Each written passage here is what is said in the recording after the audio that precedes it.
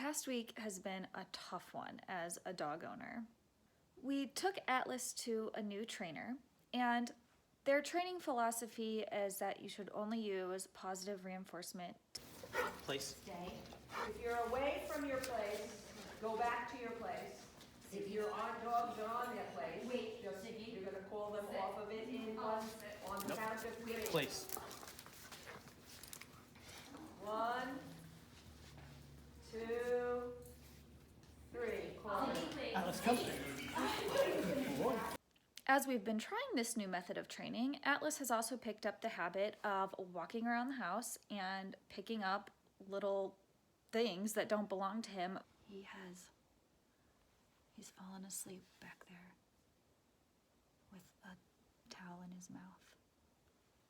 I'm sure when I go to get it, he's gonna wake up. But he's really determined.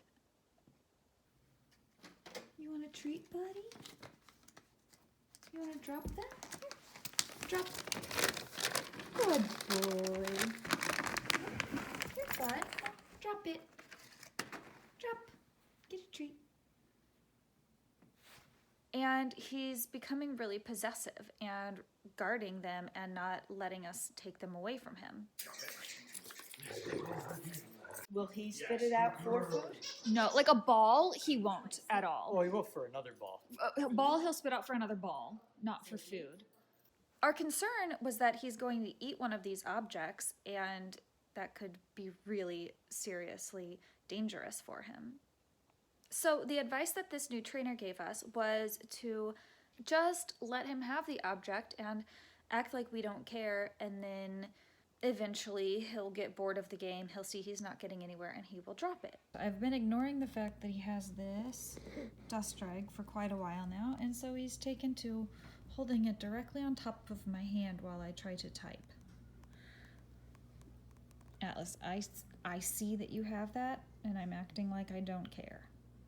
If you want to hold a dirty dust rag, that's your business. Just don't eat it.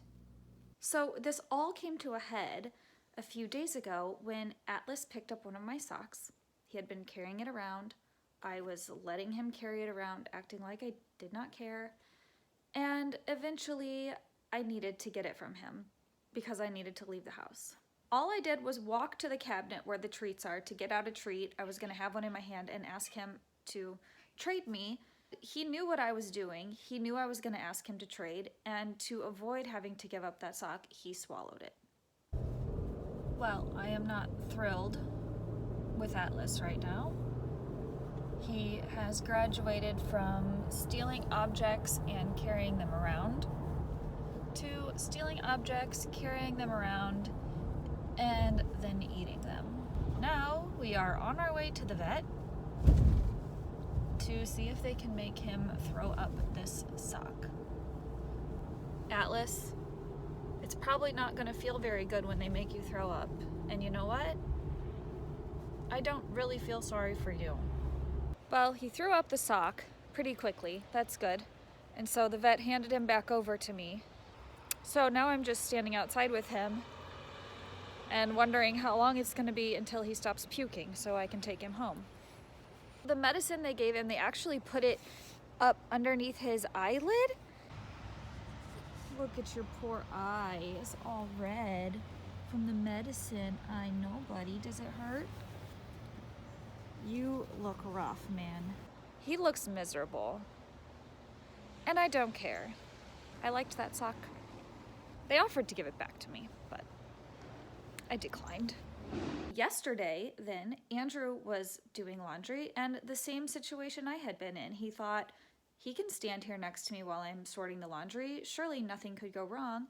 And sure enough, he picked up another sock. Andrew tried all of the same methods that the trainer had told us. He tried putting some food down on the floor to get him to drop the sock. Well, eventually, there was enough food on the floor that Atlas really wanted it, but he also did not want to give up that sock, so he started to swallow it. Andrew shoved his hand down Atlas's throat. Atlas clamped down on his hand, and I heard Andrew yelling for me, so I ran out. One of Andrew's hands was stuck in Atlas's mouth in a lot of pain. I pried his mouth open. It took everything I had in me. And luckily, Andrew was able to get his hand out and he pulled the sock literally out of Atlas's throat. It was really gross. This behavior has been getting worse since we've been doing this only positive training. It's really dangerous. It's dangerous for Atlas. It's dangerous for us. We think we're gonna stop with this trainer. It's just not the right thing for Atlas. He's too dominant. He's too strong of a dog. He's too strong-willed. And our biggest concern is that somebody is going to get hurt. Just towards another dog, walk around. Go back in and peg. Pick up the leashes and say, okay, let's go. Very nice. It was a crazy week. It was really exhausting. It was very frustrating, and at times it was really scary. And now we're ready to just go back to our old methods of training, work with him a lot, get him back on track to being a good boy, because he is a good boy. We've just got to get back on track. See, such a nice puppy. He can be such a good boy when he wants to. Hi, bud. Hi, bud. Because we have to build that. And we have to build it, what you did was smart, you brought the most uninteresting